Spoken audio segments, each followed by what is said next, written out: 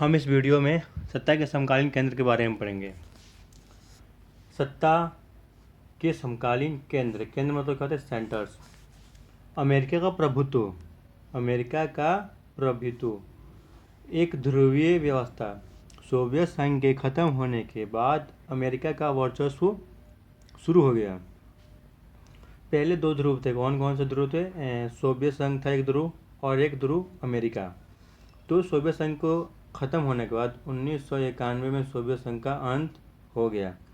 उसका अंत होने के बाद क्या बचा? अमेरिका बचा। इसके सामने कई प्रकार की चुनौतियाँ आई, जैसे कि अन्य केंद्रों का उदय। ये एक ध्रुवीय व्यवस्था बचा हुआ था जो अपना वर्चस्व कर रहा था, अपना मनमानी करने लगा था अदर कंट्री पे। ठीक, इसकी मतलब पाप बढ़ गए थे, जैसे कि एक प्रकार समझा जाए तो पाप बढ़ने लगे थे। तो क्या इसको देख के मतलब पाप को ना सहने के लिए अलग अलग केंद्र उदय हुए, अलग अलग सेंटर बने। कई सेंटरों में से एक सेंटर क्या है? कई केंद्रों में से एक केंद्र क्या है? यूरोपीय संघ। यूरोपीय संघ क्या है? एक केंद्र है, ये भी महाशक्ति है। इसमें टोटल 27 कंट्रीज थे, यानी 27 देश थे जो यूरोपीय संघ में शामिल थे। इसकी क्या थी? साझा मुद्रा थी। साझा मुद्रा मतलब क्या होता है? 27 देशों में एक प्रकार का मुद्रा का चलन। क्या? 27 देशों में एक ही प्रकार का मुद्रा का चलन। जो मुद्रा कौन सी थी? यूरो थी। हमारे भारत में क्या है? रुपया है। क्या है? रुपया। रुपया क्या है? मुद्रा है। ठीक, यहाँ पे एक संसद कैसी थी? यूरोपीय संसद थी। हम और हमारे देश में कैसी है? भारतीय संसद व्यवस्था है। इसकी शक्तियाँ आर्थिक, राजनीतिक और सैन्य। जो यूरोपीय संघ है, इसकी आर्थिक शक्तियाँ भी थी, राजनीतिक और सैन्य शक्तियाँ, तीनों शक्तियाँ किसके पास थी? यूरोपीय संघ के पास थी।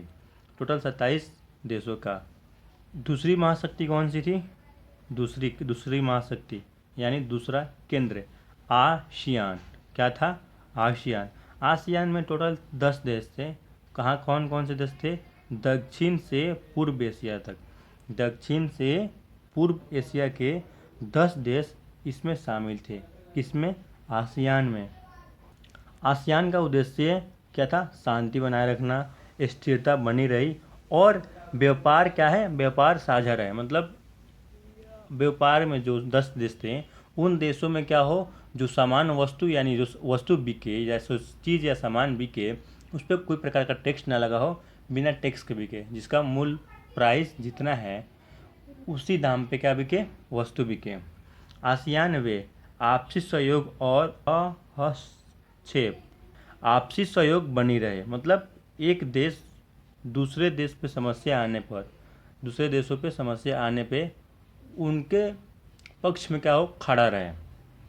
और उनकी जो आपसी सहयोग है उनमें हस्तक्षेप हो। तो देश आसियान में जितने भी 10 देश थे, जो भी कुछ करना चाहते थे वो अपनी स्वतंत्रता से कर सकते थे। उसमें कोई देश हस्तक्षेप नहीं करेगा। अब क्या है? ब्रिक्स। ब्रिक्स में कितने देश हैं? 5 देश हैं। कौन से? ब्राज़ील, रूस, इंडिया, सी से चाइना, और ऐसे साउथ अफ्रीका। ठीक, इसमें कितने देश हैं? 5 देश हैं। और एनडीबी, न्यू डेवलपमेंट बैंक था। किसके पास? ब्रिक्स के पास। क्या था? एनडीबी था। विश्व बैंक और आईएमएफ का विकल्प था। विश्व बैंक यानी वर्ल्ड बैंक, और international mutual fund, international mutual fund का विकल्प था। किसके पास? ब्रिक्स के पास। वो चाहे तो विश्व बैंक से भी अपना काम करा सकता था, और म्यूचुअल फंड का भी, जो चाहे उससे करा सकता था। सार्क, दक्षिण एशिया। सार्क में क्या थे? दक्षिण एशिया के देश थे। क्या थे? दक्षिण एशिया के देश थे। दक्षिण एशिया यानी साउथ एशिया। साउथ एशिया के क्या थे? देश थे। जिनमें से क्या था? भारत था, नेपाल, पाकिस्तान, बांग्लादेश और श्रीलंका आदि। इसका उद्देश्य क्या था? क्षेत्रीय एकता बनाए रखना। क्षेत्रीय एकता यानी आपस में कोई लड़ाई झगड़ा नहीं करेगा। लड़ाई झगड़ा से क्या होते हैं? देश के संसाधन नष्ट होते हैं और आर्थिक स्थिति बिगड़ती है। किसकी? देश की। इसमें शामिल थे। फिर भी क्या हुआ? पाकिस्तान भी शामिल था। ये क्या? सार्क खत्म हो गया। सार्क क्या हो गया? शाहरुख का अंत हो गया। अगर शाहरुख का अंत नहीं हुआ होता, यानी विनाश नहीं हुआ होता, तो हमारे पाकिस्तान और भारत में क्या होते, युद्ध नहीं हो रहे होते। ठीक है ना। राजनीतिक मतभेद से सीमित सफलता, इसमें बहुत से क्या थे, राजनीतिक मतभेद थे। मतभेद मतलब क्या थे, मतलब अलग अलग राजनीतिक विचार थे इनके।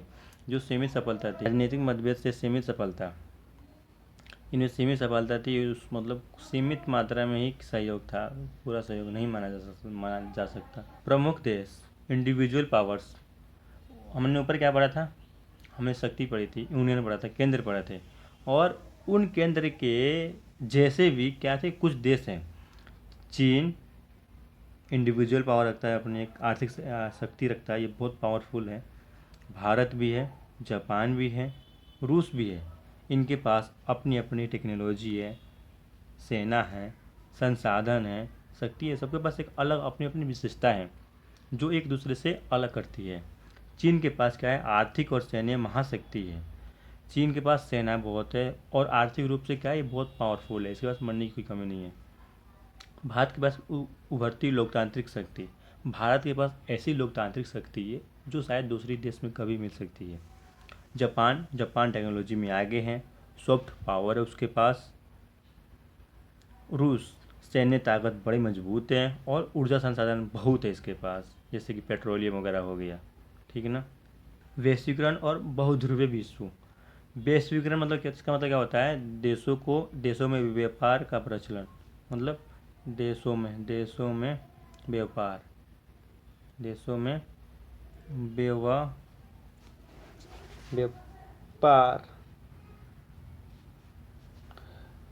मतलब जैसे कि जो विश्व में है ना, व्यापार क्या हो, खुले रूप से हो। एक स्थान की वस्तु दूसरे स्थान पे अगर मिल रही है ना, तो समझ लो वैश्वीकरण वहाँ पे हो रहा है। शक्ति का विकेंद्रीकरण, विकेंद्रीकरण मतलब क्या होता है, शक्ति का बंटवारा।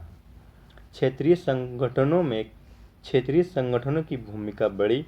जो क्षेत्रीय संगठन थे, क्षेत्रीय मतलब क्षेत्र जैसे संगठन है, उनकी भूमिका बढ़ने लगी। सहयोग और प्रतिस्पर्धा दोनों, सहयोग मतलब साथ देना और प्रतिस्पर्धा दोनों, मतलब इसकी कंपटीशन क्या होगा, बढ़ने लगा। सहयोग भी मिलने लगी किसको, जैसे मान लो कि गरीब देश है कोई, उसके पास कोई संसाधन है, और संसाधन तो है पर व्यापार करने के लिए उसके पास संसाधन नहीं है। तो जो हमारा यूएनओ है, यूनाइटेड नेशन ऑर्गेनाइजेशन, वो क्या करता है, कुछ हेल्प करता है किसको, गरीब देश को, कि तुम कुछ पैसे ले लो मुझसे और अपना विकास करो। ठीक ना, विकास करने के लिए दे देता है, ये विकास करते भी हैं।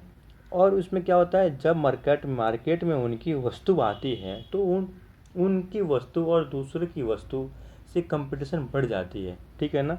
ये हमारा क्या है, वैश्वीकरण है और इसकी विशेषताएं हैं। ठीक है, धन्यवाद यहाँ तक वीडियो देखने के लिए।